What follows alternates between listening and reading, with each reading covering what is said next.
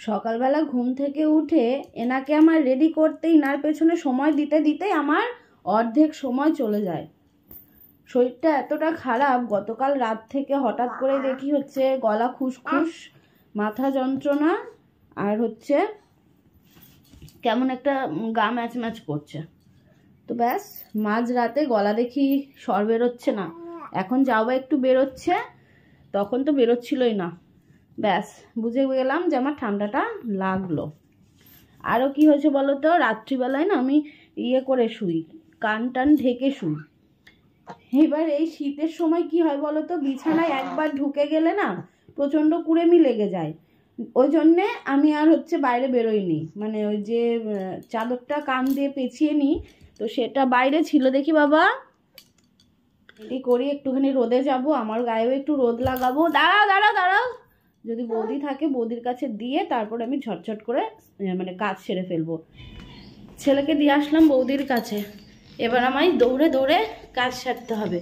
আর সকালবেলা এই বিছানা তোলাটা মানে যে কি যে বিরক্তকর কাজ, কি বলবো। দেখো বিছানা, এই বিছানা তুলতে আমি মানে হাঁপিয়ে যাই, ভালো লাগে না। শীতকালের বিছানা এত বিরক্তিকর, কমেন্ট করে জানিয়ে তো তোমাদেরও এরকম লাগে কি না।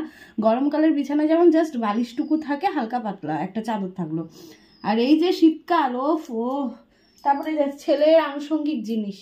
চলো বিছানাটাকে আগে মানে গুছিয়ে নিই, ঘর বারান্দা ঝাড় দেবো, ছাদে যাব, নাইটি চেঞ্জ করব, বাসি নাইটি, কিছু খাবো, খিদেও পেয়েছে, তারপর রান্না হাত দেবো। ততক্ষণে দেখি কতক্ষণ থাকে, আমি বললাম যতক্ষণ থাকে থাকুক, খাইয়ে দিয়েছি, অসুবিধা নেই, যদি কান্না করে তাহলে নিয়ে যেও। জানলা খুলে বিছানাটাকেও গুছিয়ে ফেলেছি, আর দেখতেই পাচ্ছ বিছানা একদম পাহাড় পর্বত হয়ে রয়েছে। কিছু করার নেই, শীতকালের বিছানা এরম তো থাকবেই, গরমকাল আসলে একদমই হালকা হয়ে যাবে।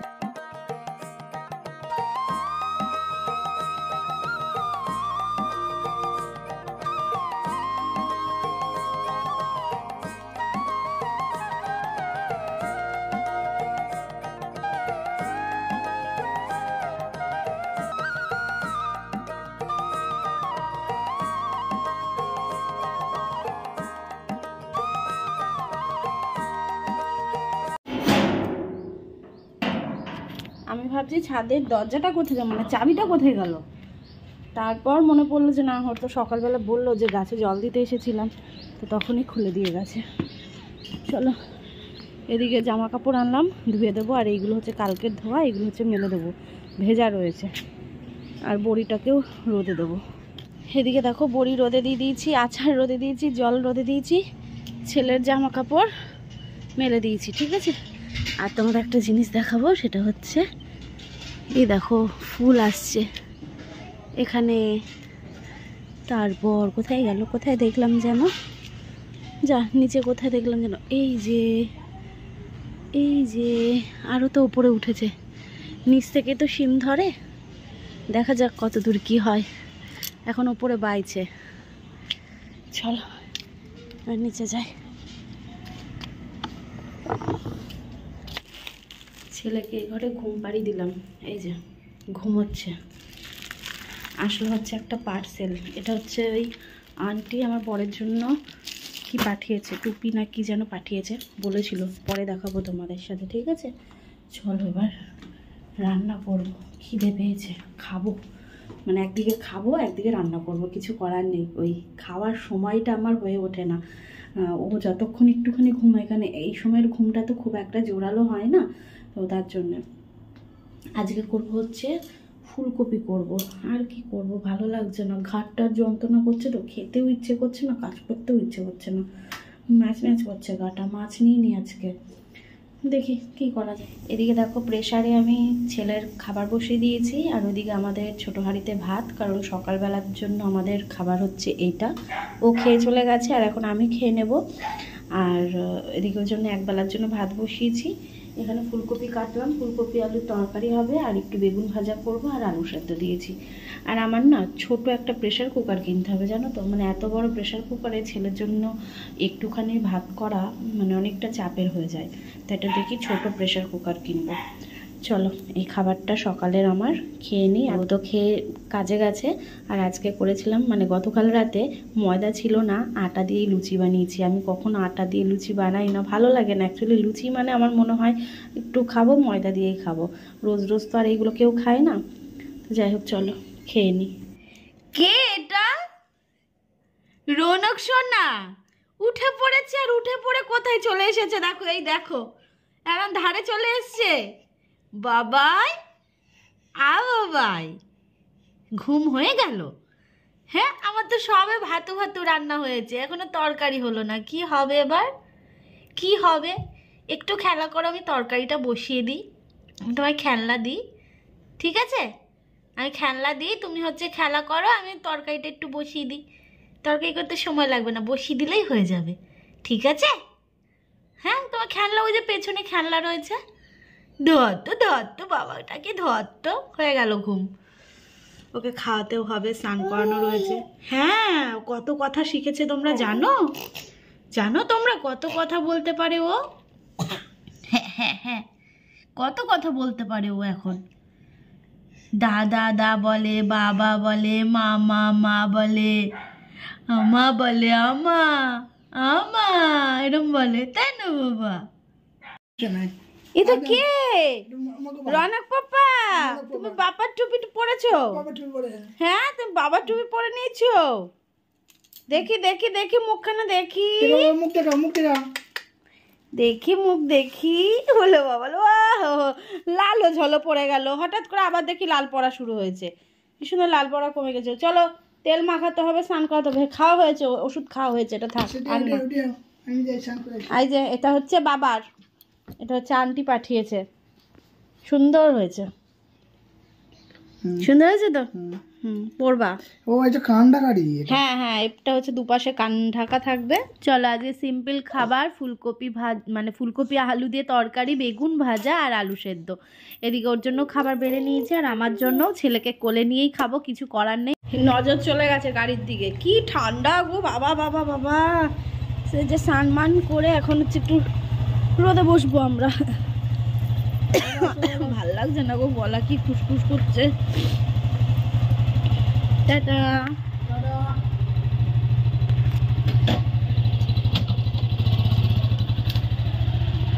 চলে গেল বাবা, বাবা চলে গেল কাজে। রোদে বসতে কি যে ভালো লাগছে, ঘরে একটুও রোদ যাচ্ছে না। আগে কত সুন্দর রোদ ঢুকতো, যত দিন যাচ্ছে ততই যেন রোদ ঢুকা বন্ধ হয়ে যাচ্ছে। জানলাগুলো দিয়ে তোমাদের দেখালাম না যে আমাদের এই জানলাটা দিয়ে কত সুন্দর রোদ ঢুকে, বাবুকে তেল মাখায়, সেটাও পর্যন্ত নেই, থাকছে না, রোদ আসছে না। কি বলবো বলো, ওই পাশের বাড়িতে এত গাছ লাগিয়েছে, গাছগুলো ছাটেও না। সেই গাছগুলো শীতকালে একটু ছেটে দিলে বাড়িতে রোদ তোর ঢোকে। নিজে ওদের বাড়িতেও ঠান্ডা, ওদের জন্য আমাদের বাড়িতেও ঠান্ডা আর কি। দেখি বৌদিকে ফোন করি, বলি যে আসো ছাদে গিয়ে বসে থাকি, তাই না বাবা? তাই না বাবা? হ্যাঁ, এই ঠান্ডার মধ্যে ঘরের মধ্যে নিয়ে বাচ্চাকে রাখা এত কষ্টকর, ভীষণই কষ্টকর। চলো দেখি বৌমাকে ফোন করি। একেবারে সন্ধেবেলায় চলে আসলাম। সন্ধেবেলায় রান্নাঘর থেকেই আবারও ব্লগটাকে কন্টিনিউ করছি। সারাদিনের বাসনপত্র টুকটাক যা পড়েছে সমস্তটাই সিঙ্কে জমা করি। এটা আমার প্রতিদিনেরই কাজ বলতে পারো, কারণ সারাদিনে আমি সময় করে উঠতে পারি না মাজবো বলে। তার কারণ ছেলে যখন ঘুমোয় তখন ছেলের ওই আওয়াজে, টুকটাক আওয়াজে ছেলের ঘুম ভেঙে যায়। আর ছেলে যখন জেগে থাকে তখন ওর কাছে আমাকে থাকতে হয়। তো যথারীতি এই দুটো কারণ হয় বলে আমি মাজতে পারি না। ওই সন্ধেবেলায় ওর বাবা আসে, ওর বাবার কাছে ছেলেকে রেখে তারপর আমি বাসনগুলো মেজে নিই। তো এখন ঘড়িতে বাজে ওই 7:30 পৌনে 8টা মতন। এখন আমি সিঙ্কের যা বাসন রয়েছে সেইগুলোই মাজা ঘষার কাজ করছি। আর সন্ধেবেলা সন্ধে দিয়ে ছেলেকে নিয়ে আমি একটু শুয়েছিলাম। শরীরটা ভালো লাগছে না, বললামই তোমাদের, কান গলা এত ব্যথা করছে কি বলবো। যাই হোক, প্রচণ্ড ঠান্ডাও পড়েছে। রাতে রান্না রয়েছে, রান্না করতে হবে, ভালো লাগছে না রান্নাও করতে। মনে হচ্ছে খিদে পেয়েছে কিন্তু চুপচাপ যেন শুয়ে থাকি। তো সিঙ্কের জল এত ঠান্ডা, মানে এই ঠান্ডা জলে বাসনপত্র মাজা ভীষণ কষ্টকর ব্যাপার। মানে এই ট্যাঙ্কি বসানো আমার মনে হয় কি কি লাভ বলো তো? মানে শীতকালে ঠান্ডা জল বেরোয় আর গরমকালে গরম জল বেরোয়। ওই শুধুমাত্র বাথরুমে, তারপরে হচ্ছে তোমার এই রান্নাঘরে যখন তখন জলের প্রয়োজন জলটা পাওয়া যায়, এই আর কি। রান্নাঘরটাও গোছানো ছিল না, তাই রান্নাঘরটা মুছে ক্লিন করে নিলাম, কারণ রান্নাবান্না করার পর আমার আর ইচ্ছে করেনি যে রান্নাঘরটা ক্লিন করি। ওই যে বললাম শরীরটা ভালো লাগছে না, রোজ দিন তো এরকম হয় না, যখন শরীরটা সাথ দেয় না তখন এইগুলোই করতে হয়, কিছু করার নেই। আর সারাদিন বললামই বাড়িতে রোদ পড়ে না, মানে এক প্ল্যানে বাড়িঘর বানালাম, কিন্তু সত্যি কথা বলতে সেই প্ল্যানই কাজে লাগলো না। বক্স জানলাগুলো বানানো হয়েছে, আচার রোদে দেবো বা কাঁথা বালিশ সমস্ত কিছু নিয়ে রোদে দিতে পারবো, টেনে টেনে আমায় ছাদে নিতে হবে না। আর আমার কোনো কিচ্ছু হলো না, মানে কি বলবো তোমাদের, একটুও রোদ ঢোকে না, একটুও না। মানে যত দিন যাচ্ছে তত দিনে যেন রোদ আরও, মানে গাছপালা বড় হয়ে যাচ্ছে, যথারীতি গাছপালা প্রতি বছরই বাড়তে থাকবে, তো তার জন্যে মানে আলোটা আপডাল হয়ে যাবে না। 3টে জানলার মধ্যে একটা জানলা দিয়েও মানে রোদ ঢোকে না, কি বলবো আর। ভীষণ বিরক্ত লাগে। তখন ও বলছে যে ওপরে যদি দোতলা করি তখন যদি হয়, কারণ ওপরে দোতলা করলে সেখানেও তো সমস্যা হবে।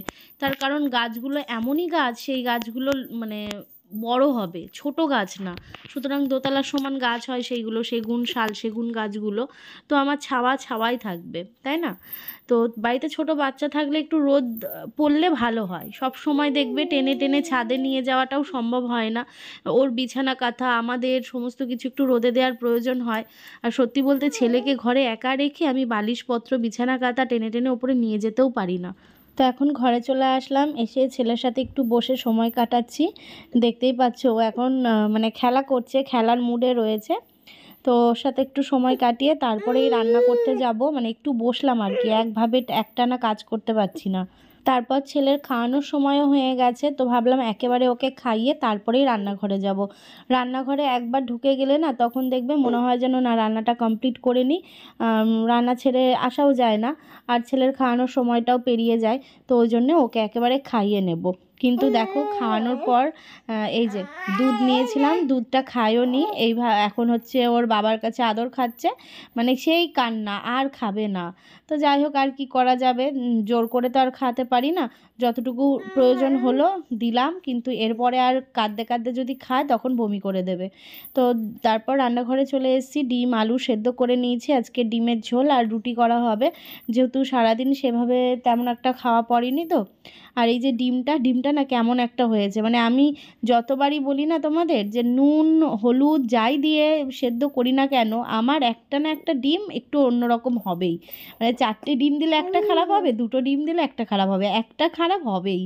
তো যাই হোক, আমি এখন ডিমটাকে ছাড়িয়ে নিচ্ছি, আর আলুও সেদ্ধ করে নিয়েছি। ডিম আলু সেদ্ধ করে নিলে না আমার খুব তাড়াতাড়ি রান্নাটা হয়ে যায়।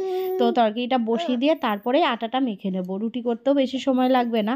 আর আমার মা কিন্তু ভীষণ পছন্দ করে আলু ভেজে তারপর করা, মানে আলুটাকে সেদ্ধ করে না, আলুর দমের আলু বলো, তারপরে ডিমের ঝোলের আলু সমস্তটাই ভেজে করে, সেদ্ধ করতে চায় না।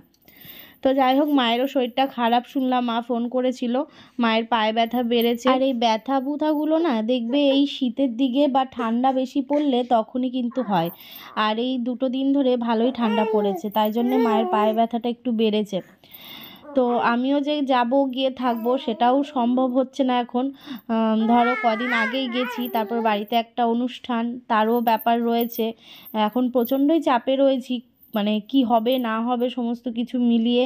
আর একা মানুষ বোঝোই, ওরও ওইদিকে কাজ করতে হবে, ওইদিকে কাজ যে ছুটি নিয়ে 10 দিন আগে ছুটি নিয়ে এইদিকে কাজগুলো সারবে সেটাও হয়ে ওঠে না, মানে ওইদিকেও কাজ করছে আবার এইদিকেও কথাবার্তা বলা চলছে।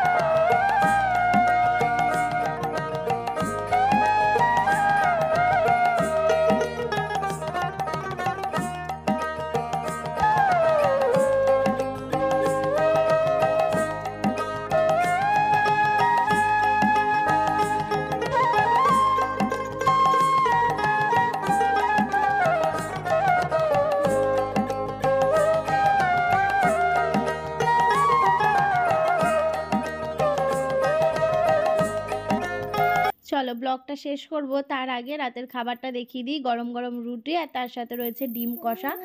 তোমাদের কেমন লাগলো ব্লগটা অবশ্যই কিন্তু কমেন্ট করে জানাতে ভুলবে না। আগামীকাল নতুন একটা ব্লগ নিয়ে খুব শিগগিরই দেখা হবে। আর শরীর যদি ভালো থাকে তাহলে তোমরা ব্লগ পাবে। আর সোনা পাপা দেখো কি দুষ্টু করছে আমার সাথে। চলো টাটা।